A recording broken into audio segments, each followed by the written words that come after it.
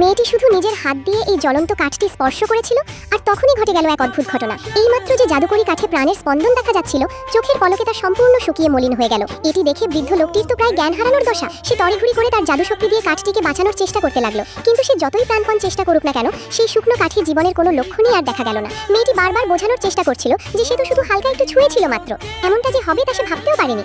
অনুতপ্ত বৃদ্ধ লোকটিকে দেখে মেয়েটির মনেও খুব অপরাধ বোধ হচ্ছিল। সে জিজ্ঞেস করলো, এই কাঠটি কি সত্যিই খুব দুর্লভ? সে দরকার হলে বৃদ্ধকে আরেকটি নতুন কাঠ খুঁজে দেওয়ার প্রস্তাবও দিল। বৃদ্ধ লোকটি নিরুপায় হয়ে দীর্ঘশ্বাস ফেলে বলল, এমন কাঠ আর কোথাও পাওয়া সম্ভব নয়। সে মেয়েটিকে বলল যে এটি সাধারণ কোনো কাঠ নয়, এটি হলো পৃথিবীর এক বিরল জাদুকারী গাছ।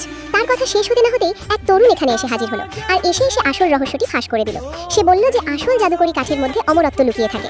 আকাশ থেকে বজ্রপাত হয়ে যদি তা পুড়েও যায়, তাও সে আবার নতুন করে প্রাণ ফিরে পাবে। তা কখনোই এভাবে পচে বা শুকিয়ে যেতে পারে না। তরুণের কথা শুনে বৃদ্ধ লোকটি সবকিছু বুঝতে পারল। এত কষ্ট করে সে যে অমূল্য রত্নটি পেয়েছিল তা আসলে ছিল নকল।